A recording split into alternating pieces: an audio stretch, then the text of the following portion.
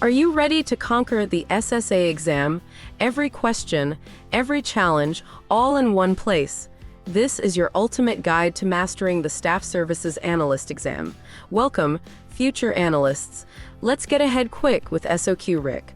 Today, we're embarking on an extraordinary journey through the entire SSA Exam Study guide.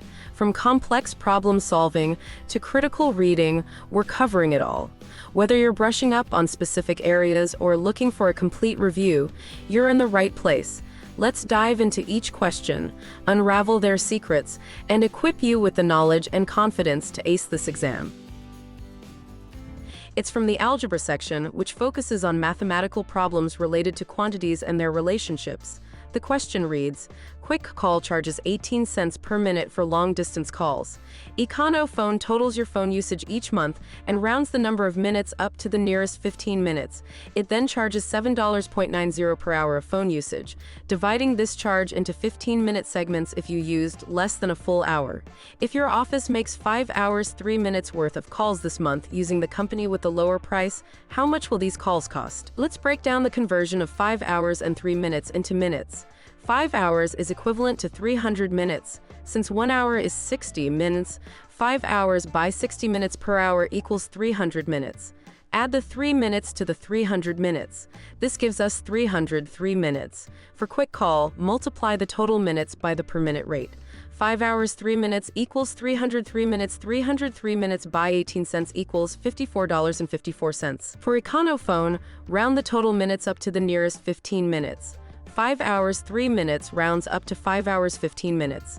Now, 15 minutes is a quarter of an hour, which converts to 0.25 hours. So in total, we have 5.25 hours. Multiply the total hours by the hourly rate. 5.25 hours by $7.90 equals $41.48. Comparing the two, Econo phone is cheaper at $41.48 compared to quick calls $54.54.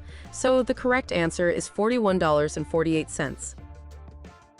Now, the answer sheet for the study guide provides a formula for Econo phone's charges. The formula given is the hourly rate divided by 4, plus the number of hours multiplied by the hourly rate. You might be wondering where the 4 comes from in the formula.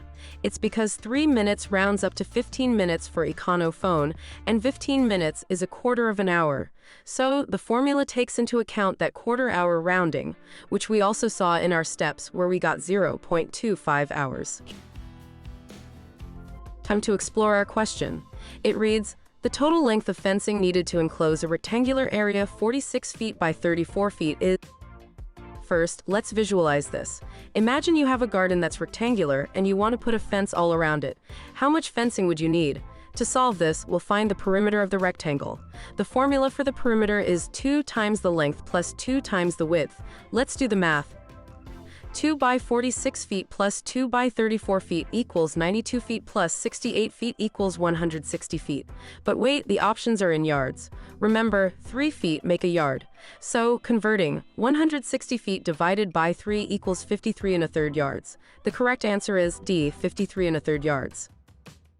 Now, let's see how the answer key approaches this problem. The answer key confirms that the correct answer is indeed D. It uses a straightforward formula to determine the perimeter in yards. The formula given is 2 times length plus width divided by feet in a yard. Let's break it down step by step. Before we begin, let's recall the PEMDAS rule, which stands for parentheses, exponents, multiplication, division, addition, subtraction. Using the PEMDAS rule ensures we handle mathematical operations in the correct order. Step 1. Following PEMDAS, we'll handle the operations inside the parentheses first. Combine the length and width. 46 plus 34 equals 80. Step 2. Multiply the sum by 2. 2 times 80 equals 160. Step 3. Convert the total feet to yards. 160 divided by 3 equals 53.333. Step 4. Express the decimal in fraction form, which gives us 53 1/3 yards. This method aligns with our earlier calculation, reaffirming that our answer is correct. Here's the question. The clerk who worked in Department A earned the following salaries: $15,105 the first year, $15,750 the second year, and $16,440 the third year. Another clerk who worked in Department B for 3 years earned $15,825 a year for 2 years and $16,086 the third year. The difference between the average salaries received by both clerks over a 3-year period is A. $147, B. $153, C. $261, D. $423. For Clerk A, add up the salaries. $15,105 plus $15,750 plus $16,440 equals $47,295. Now, divide by 3 to get the average. $47,295 divided by 3 equals $15,765. For Clerk B, add up the salaries. $15,825 times 2 plus $16,086 equals $47,736. Again, divide by 3 for the average. $47,736 divided by 3 equals $15,912. Now, find the difference. $15,912 minus $15,765 equals $147. So the correct answer is A, $147. We're focusing on the Southwest region's cost analysis from the SSA Exam Study Guide. The scenario has changed with 5 employees resigning, and we need to find out the new total cost for their customer service training. Let's break it down. Originally, the Southwest region had 42 employees. With the resignation of 5 employees, we're now down to 37. To find the new total cost, we'll calculate the variable costs first, which includes the salary and training materials per employee. We do this by multiplying 37, the new number of employees, by the sum of the salary cost per employee, $26.25, and the training materials cost per employee, $9.75. After calculating the variable costs, we add the fixed costs, which are the training facility cost at $850 and the trainer's fee at $550. These costs remain unchanged regardless of employee count. So our calculation is 37 employees times the sum of $26.25 for salary and $9.75 for training materials, plus $850 for the facility, plus $550 for the trainer's fee. And when we do the math, we find that the new total cost for the customer service training in the Southwest region is D, $2,732. Here's the scenario laid out in question 5 of the SSA Exam Study Guide. If the training facility cost increased by 25% for the Southeast and Northwest regions, which of the following regions would cost the most to conduct the customer service training? A. Northeast, B. Southeast, C. Northwest, D. Southwest. To solve this, we'll need to calculate the new training facility cost for the Southeast region, which is originally $425. With a 25% increase, that becomes $425 plus 25% of $425, giving us a new cost of $531.25. Do the same for the Northwest region, where the original cost is $875.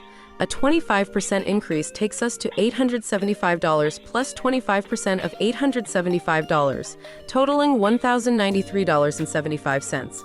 With these new figures, we'll recalculate the total costs for the Southeast and Northwest regions, and then compare them with the Northeast and Southwest regions to see which one is the most expensive.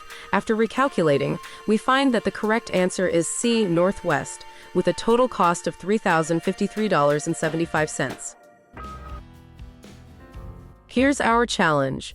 Using the chart above, what is the approximate municipal expenditure per capita in cities having populations of 200,000 to 299,000? A. $125, B. $175, C. $200, D. $300. Remember, the key word here is approximate. Focus on the 200 to 299 column. The 1,000 and over column, that's not for us, as the values on the x-axis, the horizontal bar, are in thousands. For municipal expenditures, we need the total of utilities and highway, administration and civilian safety and health, education, and welfare. So, the whole bar. This middle bar stretches 3/4 of the way between 100 and 200. It's not quite reaching 200, but it's definitely more than halfway. So the answer? It's B, $175. As the bar suggests, it's approximately 3/4 the way there. Moving on to question 7. It's a bit of a test maker's trick. The circle graph above shows the federal budget of $300.4 billion. Based on this information, what portion of the budget was not spent? A, 5%, B, 7%, C, 10%, D, 12%.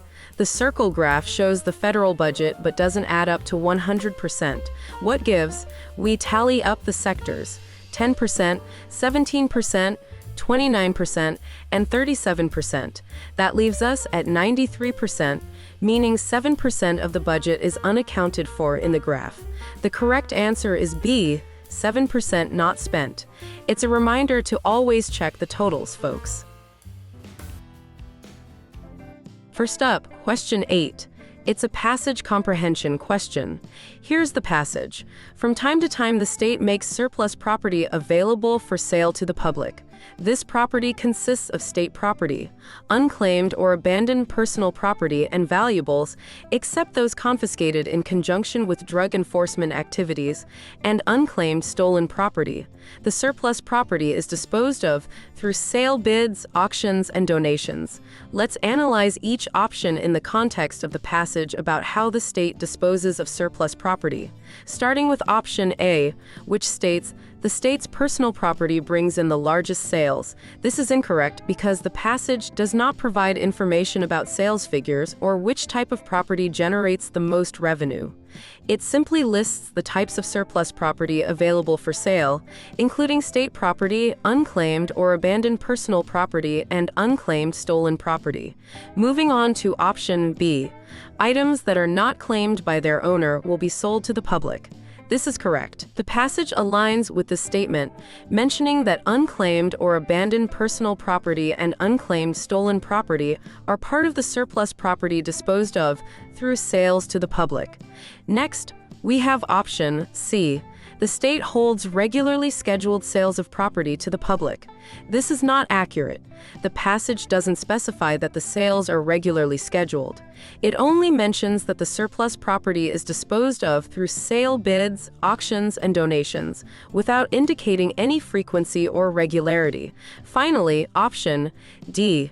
Property obtained by drug enforcement activities is sold through the bid process.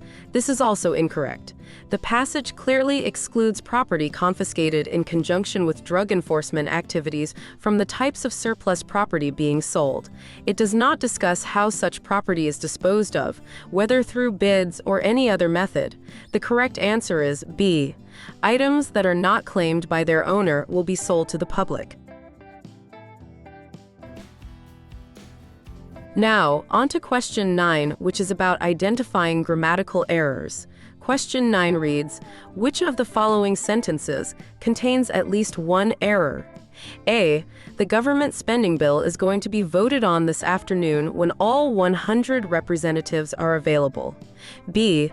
The next time the budget office has a team meeting, you're expected to bring the donuts. C. Jim was the newest member of the team and had trouble completing sales calls on his own due to not knowing enough about the company's products.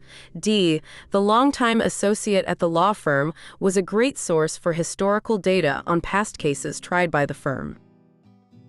Let's analyze each option to determine which sentence contains at least one error. Starting with option A, the sentence reads, the government spending bill is going to be voted on this afternoon when all 100 representatives are available. This sentence doesn't show any apparent errors.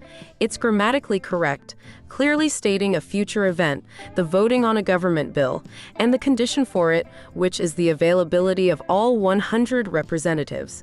Next, option B states, the next time the budget office has a team meeting, you're expected to bring the donuts. Here, we find an error.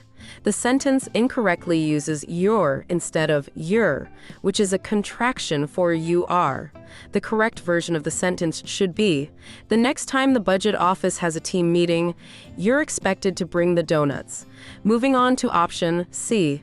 Jim was the newest member of the team and had trouble completing sales calls on his own due to not knowing enough about the company's products. This sentence is also free of errors. It correctly describes a situation involving Jim, the newest team member, and his challenges with sales calls due to a lack of product knowledge. Finally, option D says, the longtime associate at the law firm was a great source for historical data on past cases tried by the firm. This sentence is grammatically sound as well. It effectively conveys a clear message about the role of a longtime associate at a law firm in providing historical data. In conclusion, the error is found in option B due to the misuse of your instead of your. The other options, A, C, and D, do not show any apparent errors. And there you have it, a comprehensive walkthrough of every question in the SSA Exam Study Guide. Remember, preparation is key to success. By understanding each question type and practicing diligently, you're setting yourself up for triumph. Don't forget to revisit any sections you find challenging, and keep honing those skills. If you found this guide helpful, give it a thumbs up, subscribe for more, and share your thoughts in the comments below. Together, we're not just preparing for an exam, we're building a foundation for a successful career. Keep pushing forward and good luck.